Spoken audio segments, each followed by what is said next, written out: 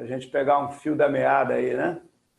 A gente está falando de gestão híbrida de projetos. E aí a gente viu que, na verdade, trata-se de uma modelagem híbrida, né? Modelagem é um termo que a gente usa em projetos para definir toda a estrutura que vai ser usada para determinado projeto, né? E aí, por isso que a gente fez até um jogo aqui com as palavras, né? O modelo híbrido também é chamado de bimodal, né? E aí esse bimodal tem tudo a ver com a ideia da modelagem de projetos, né? Vimos que esse model, na verdade, tem a ver não com template, mas sim com um modelo que a gente vai criar para tentar reproduzir o mais fielmente aquilo que vai acontecer com o nosso projeto, né? Com cada projeto especificamente. Esse é o termo que se usa, né? Vamos modelar o projeto. E essa modelagem ela tem tudo a ver com ciclos de vida, né? E a gente analisou aqui 3 dimensões de ciclos de vida, né?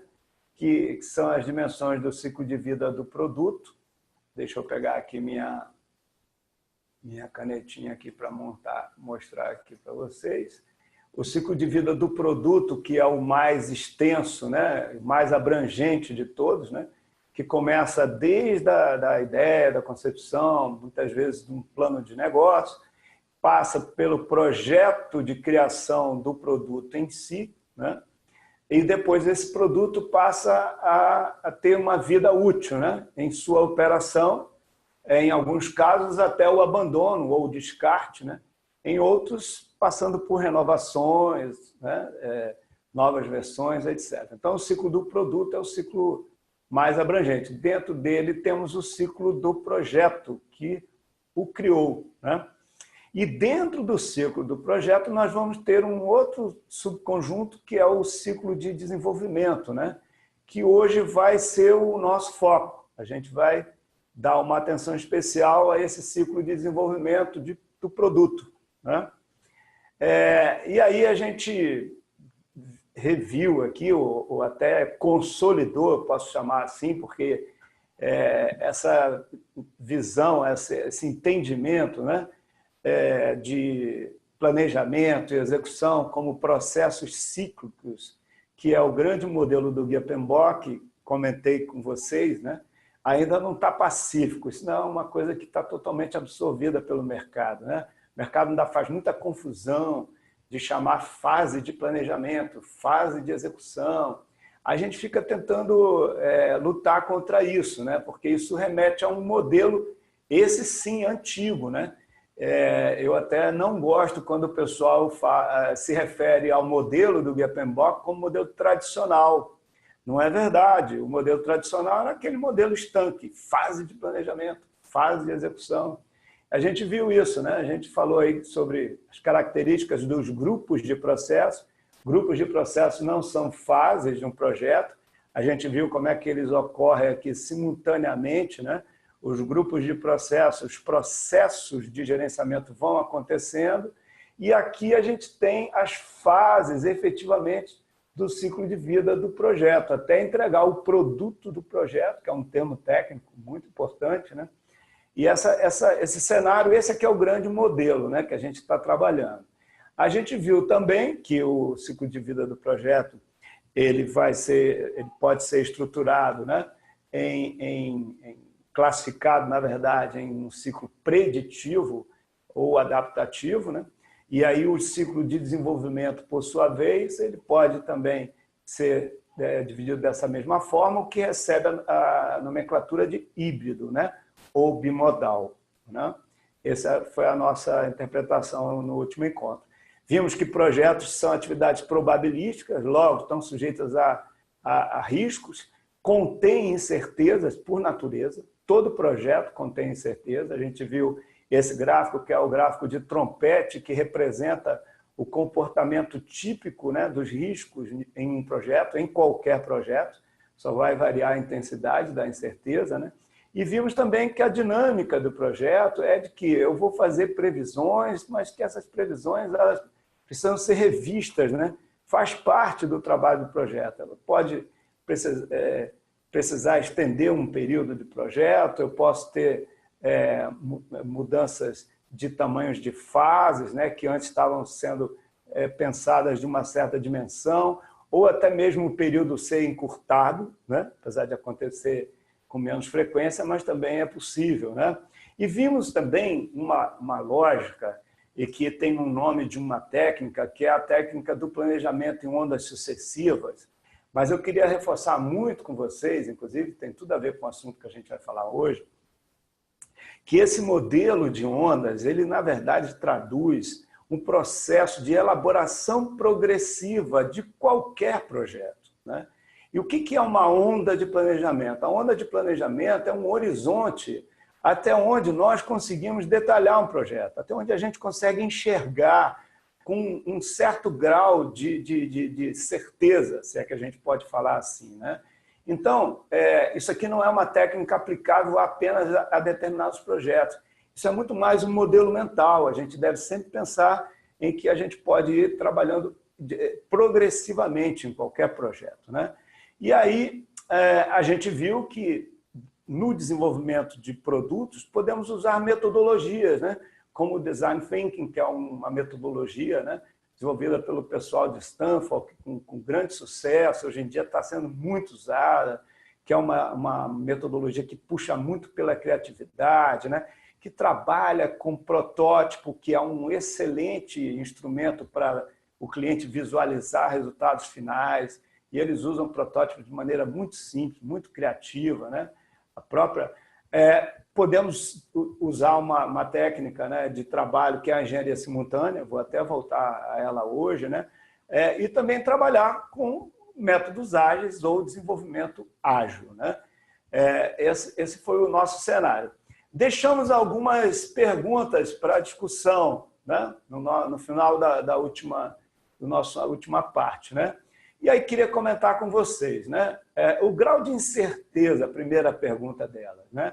Implica em mudança de nomenclatura de fases? Né? Na verdade, essas perguntas são provocações, né? Eu entendo que não. Entendemos que não. Eu vou definir o meu ciclo de vida do projeto e não é porque ele esteja carregado de incerteza que vai haver uma mudança de nomenclatura de fase, né? O que pode acontecer é que lá, numa determinada fase, o trabalho seja bem diferente do que a gente imaginava. Mas o ciclo de vida ele acaba se mantendo. Não há essa incerteza tão grande quanto a divisão do trabalho, né? Eu posso até ser bem genérico. Portanto, a outra pergunta, né? Será que faz sentido a gente falar? E aí eu estou provocando mesmo, né? Provocando a própria nomenclatura que está sendo usada pelo Guia PMBOK, né? Aqui agora na sua 6ª edição. Será que faz sentido? Porque, na verdade, esse termo já era usado desde a 5ª, né? O ponto é que pouca gente prestava muita atenção. Até hoje o pessoal se surpreende quando a gente diz que na 5ª edição do PMBOK já se falava em métodos ágeis, né? O pessoal pensa que foi só agora na 6ª edição. Preditivo, eu particularmente não gosto nada dessa palavra, porque pode dar a entender de que um determinado projeto não tem certeza, o que não é verdade, né? Na verdade, se eu consigo prever quais são as fases, será que isso torna esse ciclo preditivo? E eu sou adepto de evitar esses rótulos. Eu acho que esses rótulos, em algumas situações, eles acabam atrapalhando mais do que ajudando, né? Um projeto ele tem incertezas e pode ser elaborado progressivamente. Essa seria a defesa para essa pergunta, né? E aí a terceira pergunta, né? Um alto grau de incerteza me impede de identificar o produto do projeto, né? Vejam bem, o produto do projeto ele é aquilo que nós vamos entregar lá no final. Eu dificilmente serei incapaz de identificar um produto de um projeto no seu gênero, né? Vai ser o quê? Vai ser um novo sistema desenvolvido, vai ser uma nova startup, um novo negócio, né? Vai ser uma casa, vai ser qualquer que seja o resultado, a gente, em termos de gênero, já consegue prever esse produto. Então, a grande incerteza do projeto não está no gênero do produto, e sim como nós vamos conseguir construí-lo, né? Esse é um ponto. A quarta pergunta provocativa tem a ver com o seguinte: olha, quando a gente vai desenvolver projetos do mesmo tipo, né, será que eu devo modelar cada projeto ou é melhor desenvolver uma metodologia? Aí vale a pena, eu trouxe agora para a gente discutir, primeiro, deixar claro que o Guia PMBOK não é uma metodologia de gerenciamento de projetos. Ele mesmo se defende, ó, vejam aí, né? É um guia e não uma metodologia específica. O que é isso?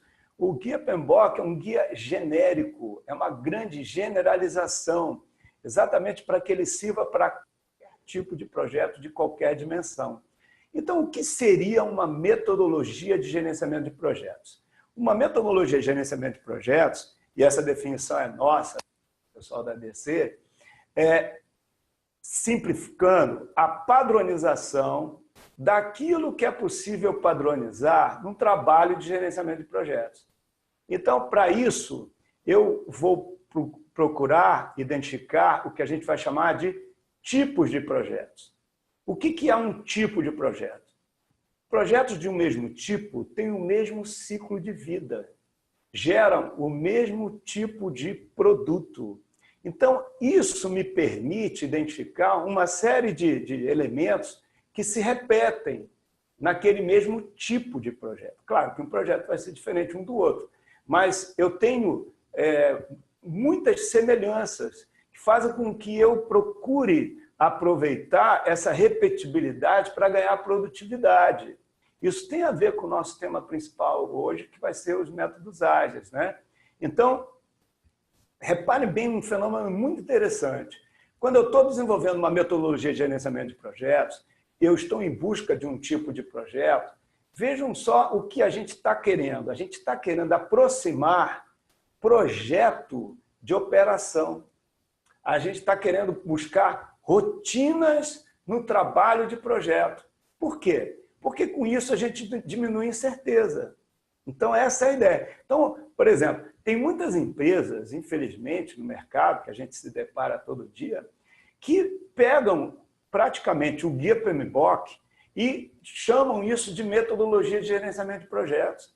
Então, o primeiro sintoma de que uma empresa ela não entendeu muito bem o que é uma metodologia de gerenciamento de projetos, quando você encontra a estruturação da metodologia por fases, chamando de fases os grupos de processo. E aí elas tentam ser genéricas no nível da empresa. A princípio não faz o menor sentido isso. Você vai ter mais trabalho, mas você teria que encontrar tipologias de projetos e tentar padronizar métodos específicos para cada tipo de projeto. Essa é a ideia da metodologia. Legal? Então, aproveitando isso, a gente pode entrar hoje no nosso principal, que é falar sobre métodos ágeis, né? Eu até diria metodologias ágeis, né? Como é que isso se desenvolve? A gente colocou aí uma definição simples do que são métodos ágeis. São métodos adaptativos, né?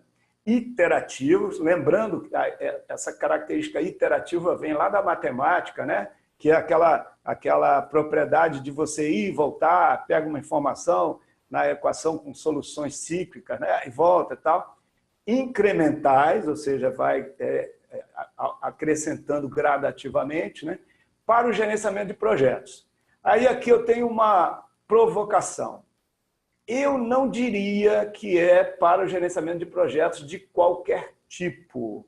Aí isso é uma opinião minha, tá? Eu diria que ele se adapta, ou eles, né, os métodos ágeis, a projetos de desenvolvimento de produtos, né? Então eu já criaria aí uma certa, digamos, restrição. Mas vamos evoluir um pouco mais nisso aí, né? A grande proposta dos métodos ágeis, né, é aumentar o valor percebido para o cliente. É que o cliente perceba valor, né? E que ele já comece a ter esse valor percebido o mais cedo possível, né? E aí, por isso que é importante a gente entender o que é ágil, o que está se querendo dizer com o método de trabalho ser ágil. será que significa menor período de projeto? Não, não é isso. Isso é um engano muito comum. Na verdade, quando se usa essa palavra ágil, está se querendo dizer que o cliente terá entregas funcionais mais cedo. Qual é a ideia? A ideia é o seguinte, e de onde veio mesmo toda essa ideia, né? Um cliente fazia um pedido de um software, né? Onde foi o ambiente onde foi desenvolvido os métodos ágeis, né? O pessoal que ia desenvolver coletava requisitos iniciais aqui e ficava 8 meses para aparecer com alguma coisa, né? E nesse tempo aí, muitas vezes até o cliente evoluía nas suas necessidades, quando ia ver o que o pessoal entregava, vinha aquela famosa frase, né? Olha, não é nada disso, não era isso que eu esperava. Então, os métodos ágeis propõem que entregas sejam feitas mais cedo, porque com isso já vão recebendo feedback do cliente e fazendo uma calibragem. Então, na verdade, é uma grande ideia, né? E aí, acho que vale a pena a gente entender como é que funciona, né? A partir do produto, do projeto, aí que comentei com vocês, que é um termo técnico, né? Qual é o produto que vai ser entregue lá no final, é feita uma análise desse produto a partir de histórias de usuários, né? Quer dizer, que vão contando suas necessidades. Na verdade, isso são requisitos, tecnicamente, né? Que vão sendo passados para a equipe de projeto.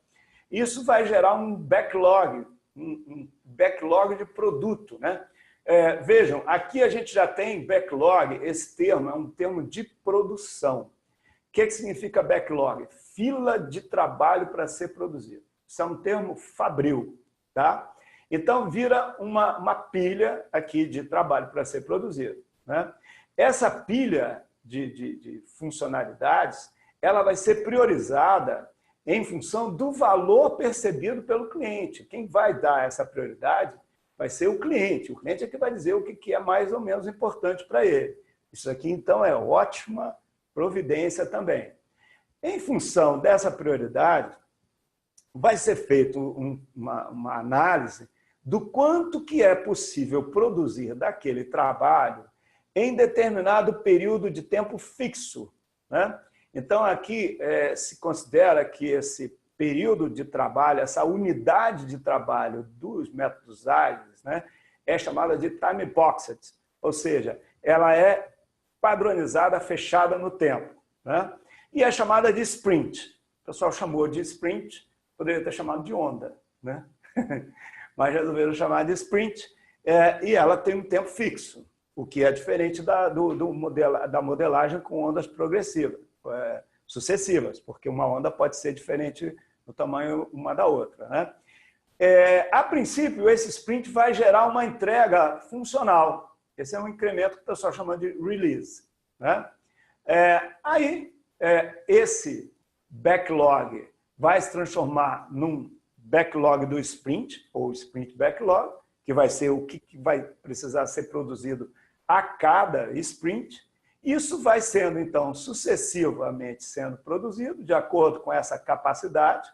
Entregas funcionais vão sendo realizadas para o cliente logo no início, onde ele já começa a experimentar o produto, testar, já começa a dar feedback do tipo, é isso aí, é por aí, ou não é nada disso, né? Com isso, permite que haja a calibragem, o ajuste, né? O que é uma ótima providência. O backlog do produto vai sendo, então, realizado, consumido, sucessivamente, né? Até se chegar ao produto do projeto que vai ser entregue. A princípio, o mais alinhado possível à necessidade do cliente, porque foi havendo um retorno, uma interação com o cliente constante, né? Essa é outra característica, ok? Basicamente, esse é o modelo. Agora, muito importante, o backlog do produto, uma vez priorizado, ele vai gerar aqui a divisão do trabalho. Não necessariamente cada sprint vai gerar um release ou uma entrega funcional. Eu posso ter mais de um sprint gerando essa entrega funcional, mas o importante é que essa entrega vai ser analisada pelo cliente logo no início, ele não vai esperar um período longo do projeto para receber as primeiras entregas, né?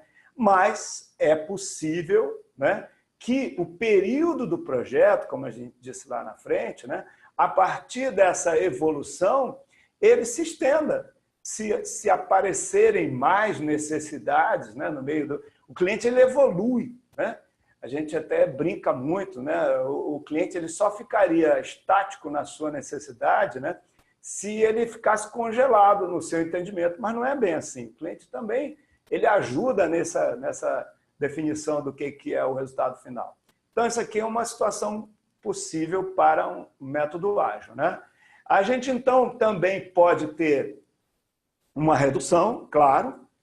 Inclusive, esse conceito de produto mínimo viável é muito interessante de ser conjugado com os métodos ágeis, apesar de ser um conceito separado, porque o cliente pode se dar satisfeito, né? Num determinado ponto, ele já viu que aquilo que ele precisava essencialmente, né? Esse produto mínimo viável não é tão fácil assim de ser identificado, mas ele pode já perceber que ele tem já nas mãos aquilo que é essencial. Vamos ver se a gente vai precisar depois, né? O pessoal até fala de uma forma pejorativa de algum penduricalho aí, mas enfim, essa é uma ideia. Bom, como é que esse negócio surgiu? De onde vieram aí os métodos ágeis, né? Em 2001, lá em Utah, nos Estados Unidos, um grupo de garotos, né, Werther? Na verdade, não é nada disso.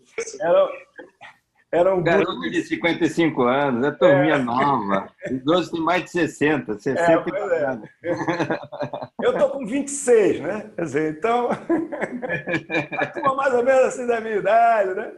Por aí. Era uma turma experiente. Isso é uma coisa que achei interessante, né? Todo mundo pensa que foi uma garotada lá que teve... Porque foi uma ideia revolucionária, né? E aí, olha, a inspiração... o que acontece? Vamos trazer a coisa para a realidade, né? A engenharia de software, que é basicamente onde a gente está falando do ambiente, é uma engenharia mais nova. Ela é a caçula das engenharias, né? Se a gente pode falar assim, né? Então, tá perfeito, tá o tempo todo de olho nas engenharias mais maduras, né? A engenharia civil, né? A engenharia industrial, depois passou a se chamar de processo, depois passou a se chamar engenharia de produção, né? Que o pessoal até tem uma dificuldade de diferenciar da administração. Então, o pessoal estava ali de olho na engenharia. E aí, a engenharia simultânea foi um modelo de trabalho revolucionário, só que ele se deu na indústria automobilística, né? Então, essa daqui, por exemplo, é uma definição de um dos autores muito respeitados da engenharia simultânea, né? Que dá conta bem do que ela é. Ela é bem curtinha, mas acho que resume bem.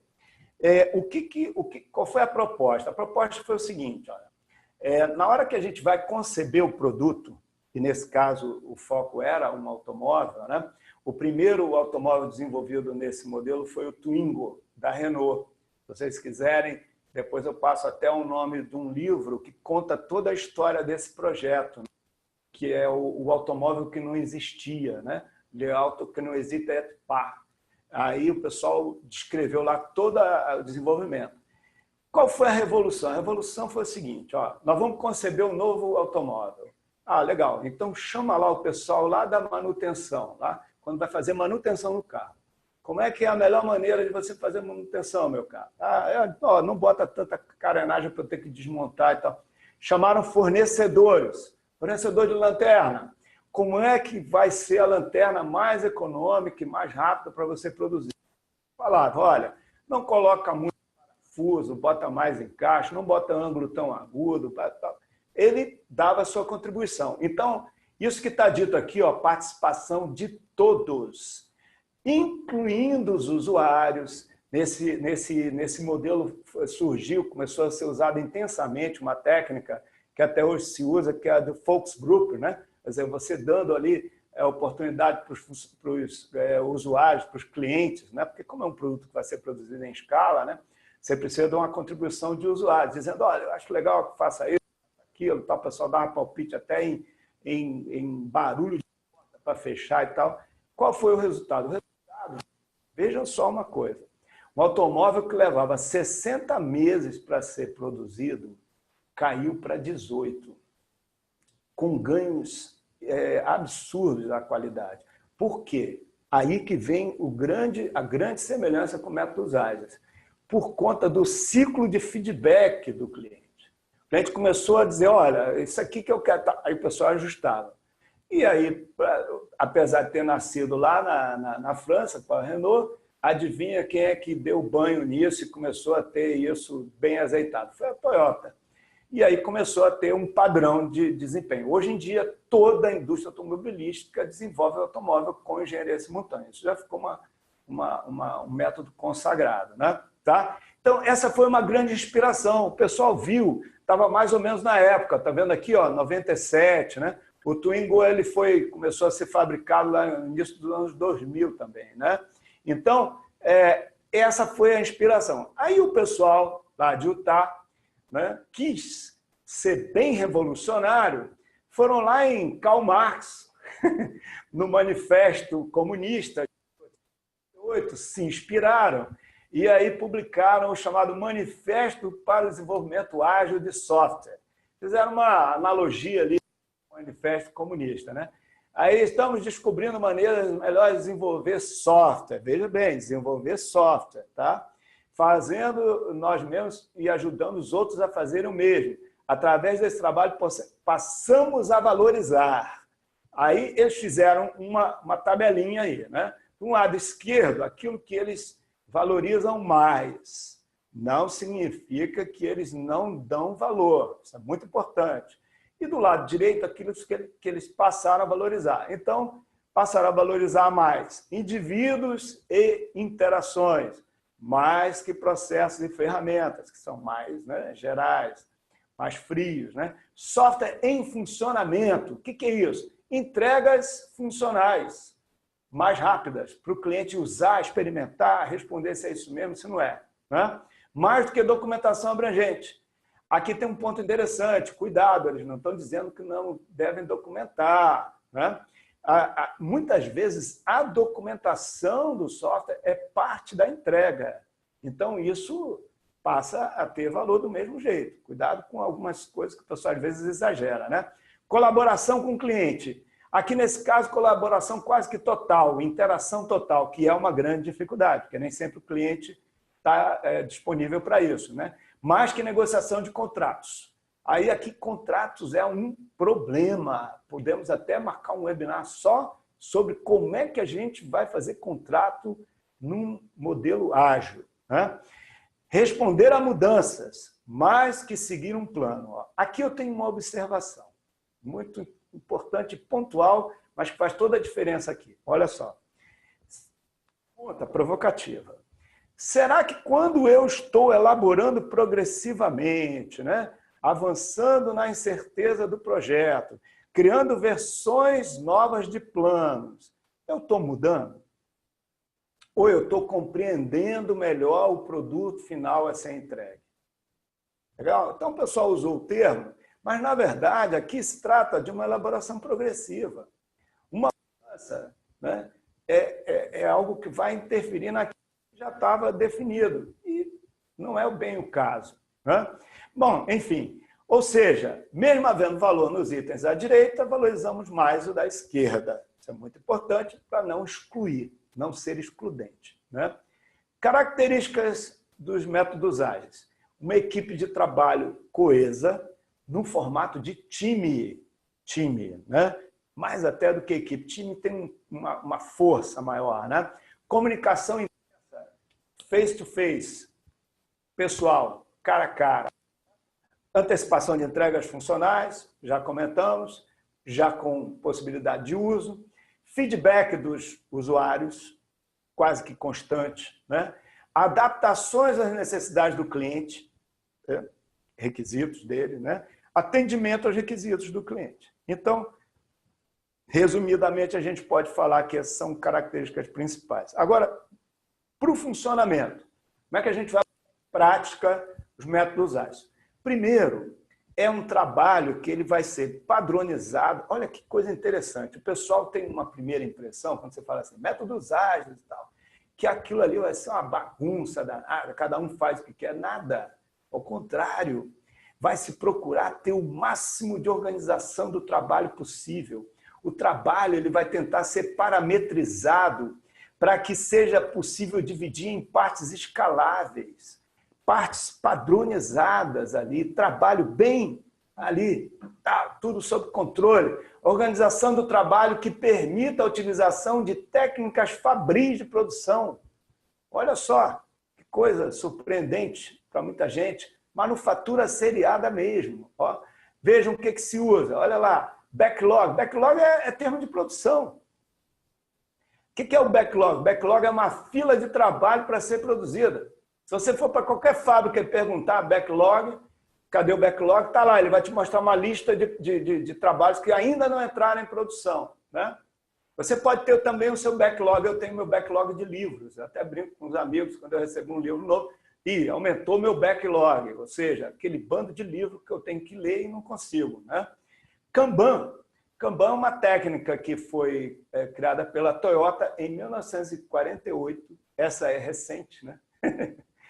Que também é fabril. Vou já mostrar para vocês. Produção puxada, teoria das restrições. Vamos ver um pouquinho aqui de cada um desses aqui. Olha o Kanban. Kanban que se fala tanto hoje é uma técnica fabril, foi usada para puxar a produção no modelo Toyota de produção ou no just-in-time, que é outra, né, concepção fabril. Como é que funciona? Basicamente, claro que você pode fazer subdivisões, aí, incrementos, pode botar mais uma coluna de testes, normalmente o pessoal de TI usa, né?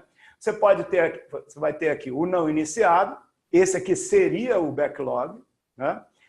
O que está em produção ou em progresso, né? E aquilo que foi concluído. Agora eu queria chamar a atenção, porque o Kanban ele engana um pouco. O pessoal acha que é um simples modelo para dividir isso aí. Não é isso, não. Olha só, o segredo está aqui. O que vai ficar em produção, em progresso? Essa quantidade de trabalho aqui em progresso, ela precisa corresponder à capacidade de produção da equipe. Para quê? Para que não haja gargalo, para que a produção flua, porque está se usando aqui um modelo de produção que tem a ver com just-in-time, com lean production, tem uma série de conceitos aí que foram aprimorados pela Toyota que estão aqui no Kanban. Só para lembrar que eu acabei não falando, Kanban quer dizer cartão em japonês. Então são esses cartões aqui que estão sendo vistos aqui, que eles eram usados para dar uma sinalização de que devia ser produzida uma quantidade tal de matéria-prima.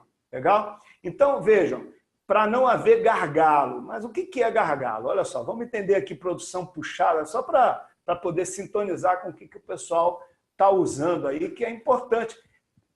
Deixa eu abrir só um parênteses aqui. Ó. Eu achei ótimo o pessoal de projeto começar a se envolver com técnicas de produção, balanceamento de produção, isso é muito bom. Hoje em dia nós estamos misturando tudo aí, ó, projeto, processo, operação. Onde é que começa um, onde é que termina o outro? Daqui a pouco a gente não vai ter mais muito essa divisão, o que é muito legal. Vejam só, produção empurrada. O que é isso? É uma produção regular, normal, né? Mas eu vou produzindo no máximo da minha capacidade de cada posto de trabalho e o resultado disso aqui são dois efeitos, né? O que a gente chama de estoque amortecedor ou estoque de produtos em processamento e o estoque final lá no produto, lá num armazém ou num pátio, se for o caso, esperando para ser vendido. Legal? Essa é a chamada produção empurrada. O que o pessoal da Toyota bolou? Bolou o seguinte, olha, na verdade conta a história de que o Yoda, o filho lá do fundador da Toyota, teve essa ideia no supermercado.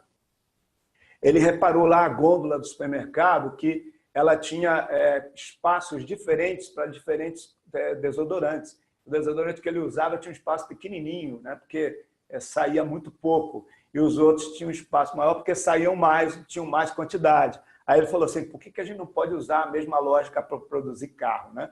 E aí a ideia da produção puxada é a seguinte, ó, aqui eu estou indo para frente jogando estoque lá. A puxada, ela parte da demanda, também por isso chamada de on demand ou sob demanda, né? Eu vou pedindo na medida do que eu preciso e vou repassando esse pedido. E aí o pessoal vai produzindo na medida do que precisa. Vamos enxergar isso com números para ficar um pouco mais claro. Olha só. Na produção empurrada, eu, por exemplo, tenho um posto de trabalho aqui que produz 15 mil por hora. Esse outro aqui produz 4 mil. O que vai acontecer? Vão sobrar. Vai sobrar material aqui, né? Então, quanto de material vai sair a cada ciclo de tempo lá? Apenas 4 mil. Reparem só um detalhe. A capacidade de produção dessas máquinas, desses postos aqui, ela se torna irrelevante. Quem é que determina a quantidade de saída aqui? É esse posto aqui, ó. Esse posto é o gargalo. Ele é que manda no quanto que se obtém de resultado ali. E esse estoque intermediário aqui, ó, uma boa parte dele vai ser jogada fora, porque esse posto aqui, que é o P2, ele vai escolhendo as melhores e vai descartando. Então tem uma série de conceitos aqui que a gente não vai ter tempo hoje para explorar. Na produção puxada, como é que funciona? Eu tenho um consumo médio mensal de 150. Quanto que eu vou pedir para produzir? 150. Não importa que esse posto aqui seja capaz de produzir 15 mil. Ele vai produzir 150. Isso aqui, dentro de uma fábrica, logo no início, foi assustador. Vocês têm ideia de quanto que isso foi revolucionário? Como que eu tenho uma máquina gigantesca e tal, e aí ela produz 15 mil por hora, eu vou produzir só 150? É claro que isso aqui gerou toda uma adaptação também às próprias máquinas, né? Porque tem acerto de máquina, tem setup, uma série de detalhes. Isso daqui nos leva a uma outra teoria, a um outro modelo, né, de gestão de produção que está sendo destacado hoje, que é o da teoria das restrições. Em última análise, simplesmente gerenciamento de gargalos. Acabamos de ter uma ideia do que é um gargalo, né? O grande estudioso desse assunto, né, é o Eliyahu Goldratt, aí que tem um livro que traduz isso de uma forma genial, que é a Meta, né, que recomendo muito a leitura, que é super agradável. E o gargalo, o que é? É o fator limitante do desempenho de um sistema. Então, por exemplo, no nosso projeto, onde é que está o gargalo, por exemplo, do tempo? No caminho crítico. É o caminho crítico que me indica qual é a minha limitação de entregar o projeto mais cedo. Então, em projetos, também acontecem esses fenômenos, né? Só que de uma maneira um pouco até mais dinâmica, né? No projeto, um caminho crítico pode mudar, né? Um caminho que tenha uma proximidade do tempo de um crítico. Então, a ideia é que eu identifique esse gargalo, e a teoria das restrições ela tem um método muito prático, que são 5 passos. Qual é? Identificar o gargalo, né? Deixa eu fazer um comentário aqui. Não existe processo produtivo sem gargalo. O gargalo ele só muda de lugar. Se eu for fazendo esse gerenciamento, por exemplo, os 150 lá que a gente viu, o gargalo passaria a ser o quê? A demanda. Então, aí o gargalo, quando eu equilibro a produção, ele passa para a venda, ele passa para a área comercial. Um gargalo pode ser a falta de dinheiro para comprar matéria-prima para produzir. Então, não existe ambiente produtivo, sistema sem gargalo. Por isso que eu tenho que ficar fazendo essa rodada aqui o tempo todo. A ideia é que isso aqui seja feito de maneira cíclica, né? Onde eu identifico o gargalo, exploro o gargalo. O que é explorar? Tentar fazer com que ele produza mais. Uma técnica é eu subordinar os demais recursos ao gargalo. O que é isso? Por exemplo, mobilizando força de trabalho para o gargalo produzir mais. Com isso, eu movimento ele, modifico o gargalo. Com isso, elevo, passo para outro posto e volto para o primeiro passo. Legal? Super simples, a técnica difícil de implantar todo dia, né? Bom, vamos falar um pouquinho sobre os papéis nos métodos ágeis, né? Alguns papéis importantes. Tem o papel do Product Owner, a tradução meio ruim aí, do Scrum Master e da equipe de desenvolvimento, né? Quem é o Product Owner? Olha só, é uma pessoa da equipe do projeto, isso é muito importante. O pessoal, já vi algumas empresas confundindo isso um pouco, colocando o Product Owner como sendo externo à equipe do projeto, não deve, é da equipe do projeto, cuja missão dele, quase que, né, a obrigação, é entender, interpretar o que é o produto que o cliente quer. Ele é quase como se estivesse entrando na cabeça do cliente para entender o que o cliente quer. E aí ele pode, né, na verdade, não só coletar e interpretar, mas sim construir conjuntamente. Ó, esse termo aqui foi inventado aqui pelos japoneses do co-makership, ou co-design, como o pessoal depois chamou. Né? Ele vai ajudar o cliente a entender o que o cliente quer, a orientar nas possibilidades técnicas que muitas vezes o cliente não tem. Né? Ele vai comunicar uma visão do produto, ele vai ter uma visualização do que vai ser lá no final. Ele vai fazer o papel de um usuário-chave. Esse papel é muito, muito importante nos métodos ágeis e, eu diria, é muito importante no gerenciamento de projetos. A gente tem o papel do Scrum Master, e aí eu queria, até para quem não sabe, o Scrum, esse termo é um dos métodos ágeis, né, mas é um dos mais conhecidos. Esse termo vem do rugby, né? Essa formação aqui que a galera toda fica atrás da pobre da bola, e a bola, às vezes, ela é até esquecida. A ideia aqui foi muito legal. O que é isso? Todo mundo junto, trabalhando. Né? Lá na engenharia simultânea, o pessoal foi menos criativo. O pessoal chamava de força-tarefa. Né? Estava mais para a Polícia Federal aí do que para trabalho em projeto mesmo. Aí. Então, quem é o Scrum Master? Ele domina as técnicas, ele ajuda o time a resolver problemas, né? Ele está ali o tempo todo dando esse apoio, né? Assegura que o grupo está sendo o mais eficiente possível, ele faz a ligação entre o Product Owner e a equipe de desenvolvimento, né? E ele vai procurar sempre identificar algum tipo de problema, algum obstáculo para o time atingir suas metas, né? Aí temos a equipe de desenvolvimento, que nos métodos ágeis deve ser pequena, para poder ter essa interação aí, preferencialmente multifuncional, para poder ser polivalente, né? A ideia é que ela seja autogerenciável. Isso aí vai dar um pano para a manga para a gente conversar no nosso último encontro, que vamos falar sobre o papel do gerente de projeto, que ele não aparece aqui no Métodos Ágeis, tá? Não tem esse papel, pelo menos no modelo, né, estrito. E é uma equipe com liberdade, com responsabilidade. Essa é a ideia. Né? Borges, oi, diga.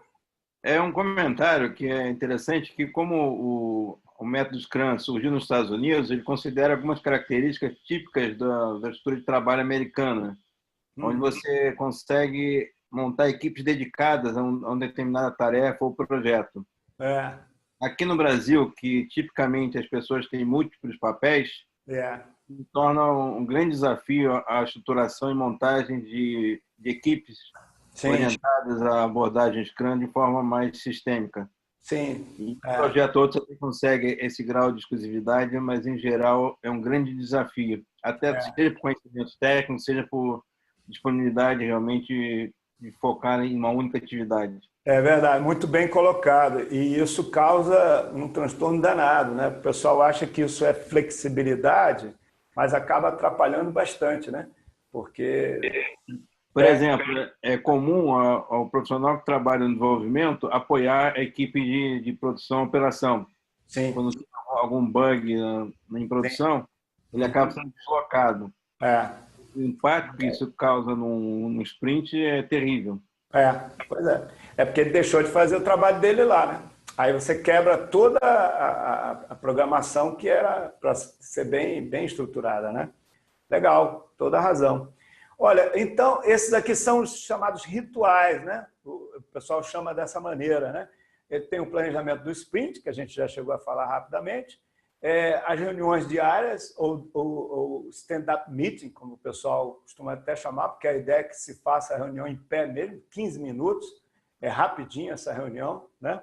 É para falar, né, o que foi feito ontem, o que eu vou fazer hoje, né? E se tem alguma coisa pegando no que eu vou fazer, para receber ajuda. É show de bola isso aqui. Né? Borges, oi, diga. Desculpe te interromper novamente. O um dos grandes desafios de implementação do método ágil são exatamente essas reuniões diárias, que elas exigem uma disciplina muito grande, Sim. e um grau de profundidade nos debates e produtividade nessas reuniões. Sim. Elas, no primeiro momento, tipicamente acabam se tornando reuniões de reclamações. Eu chamo de catarse. É de catarse coletiva, né? E muitas vezes elas acabam se perdendo e o pessoal acaba não fazendo. Então, é comum o pessoal perder a disciplina de aplicar essas cerimônias do ágil da maneira correta, porque muda a maneira de se trabalhar usualmente. Quando o pessoal tem muito esse perfil, sabe o que eu faço, pessoal? Eu peço assim, pessoal, 5 minutos para catarse. Quando acabar os 5 minutos, vamos tratar dos assuntos aí e tal, porque não adianta ficar reclamando, senão não chega a lugar nenhum, né? Então, a revisão do sprint, que na verdade, isso aqui então é uma ótima prática, né? Fazer uma análise de como é que foi o trabalho, né? Isso aqui tem tudo a ver com lições aprendidas, né? Agora, vamos falar um pouquinho de limitações, né? Quer dizer, se eu tenho projetos de tipos diferentes com alguma frequência, eu já começo a ter um pouco mais de dificuldade. Composições de equipes diferentes a cada projeto. Fica difícil, porque esse método ele requer constância, ele requer uma certa estabilidade do trabalho da equipe. Então, quando você está toda hora trocando, isso se perde, né? O Humberto acabou de falar aí, né? Equipes não dedicadas exclusivamente ao projeto. Eu acho essa daqui uma das maiores dificuldades, principalmente aqui no Brasil. Concordo com você totalmente, né? Projetos intensivos em aquisições ou serviços de terceiros. Quer dizer, você já começa a ter aí uma relação que é externa, é completamente diferente. Então, já começa a ter aí uma dificuldade, né, maior, né? Equipes distantes fisicamente, porque o stand-up meeting é face-to-face ali. Você tem que estar ali, né? Por mais que você tenha recursos, né, de teleconferência e tudo mais, acaba não sendo a mesma coisa. Só fica um pouco mais passiva e tal. Funciona, ok.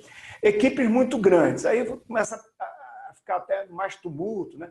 Nada que não possa ser dividido, escalonado, né? Que o pessoal está tentando fazer hoje. Mas são algumas dificuldades, né? Só para a gente poder... Então, pessoal, uma coisa que eu queria passar muito para vocês é o seguinte, não há antagonismo, não existe essa ideia de métodos ágeis ou PMBOK. Não dá nem para comparar. O Guia PMBOK é um guia abrangente sobre gerenciamento de projetos. O Métodos Ágeis trata de um determinado modelo de trabalho. Por exemplo, Métodos Ágeis não tem nenhuma referência específica para gerenciamento de riscos, gerenciamento de stakeholders, né? A própria comunicação, além desses rituais, não tem. Então, não vamos pensar dessa maneira excludente. Pelo contrário, a ideia o que é? Métodos ágeis mais guia PMBOK, né? Para a gente ter o melhor. Então, na verdade, o que a gente hoje está considerando é guia PMBOK com pensamento ágil. O que seria, então, pensamento ágil? São princípios que são aplicáveis, aí sim, a qualquer tipo de projeto, né? E aí a gente listou aqui para a gente ter isso mais palpável, né? Veja só, o cliente e do produto. Que projeto eu não vou querer um movimento desse? Valor para o cliente é que determina o que vale, o que é mais valioso ou não, né? Interação constante com o cliente, feedback, como a gente já falou, ciclos curtos de entregas, né? Sendo ágil nisso, né? Senso de prioridade, olha que legal. Então, a gente só pode comemorar que isso tenha vindo agora ficar presente no dia a dia de projetos. A ideia do prioridade, vamos fazer o que é primeiro, o mais importante, né? E baseado no valor. Inspeção constante. O que são os daily meetings? Quer dizer, os stand-up meetings? São monitoramento numa frequência muitas vezes inimaginável, que eu vou, de certa forma, controlar o projeto todo dia. É um ciclo de controle mais frequente impossível, né? Aprendizado e melhoria. O que é isso? Eu estou fazendo as reviews lá, eu estou aprendendo o tempo todo, procurando melhorar. Olha aí, PDCA rodando o tempo todo. Comunicação, que é o grande calcanhar do gerenciamento de projetos, inteiro, face to face, cara a cara, vamos lá falar, não vamos deixar nada escondido. E a gestão à vista, o que é isso? Visual, painel, gráfico, ícone, tudo de imediata percepção, tudo trabalhando a favor de uma excelente comunicação. E, fechando tudo isso, senso de time. Time trabalhando unido lá, todo mundo lá querendo empurrar para o mesmo lugar, e aí só se tem melhores resultados. Legal? Então, esse era o que a gente queria dividir com vocês, e a gente deixa para o nosso próximo encontro, né? Essa questão, né? E uma análise aí. Como é que fica o gerente do projeto nesse modelo que a gente pode chamar de híbrido, né? Que a gente está chamando de híbrido, né? Ok? Beleza? Essa é uma questão que nós vamos discutir no próximo evento. E será bem interessante, porque não existe uma resposta pronta. É algo ainda em construção. Eu não que tenho. A gente vai pedir até maior participação do nosso público aí para nos ajudar a construir aí uma visão robusta para o papel do gerente de projeto nesse mundo em constante mudança. Exatamente. Né? Bom, vamos fechar então, né, Werther? Vamos fechar. Tá. Então, pessoal, boa noite a todos. Queria agradecer muito, tá, a atenção de vocês. Por favor, vamos encontrar um meio de participar mais aí no último, né? Discussão realmente para isso, né? Tá? Muito obrigado aí. Obrigado, boa noite. Boa noite.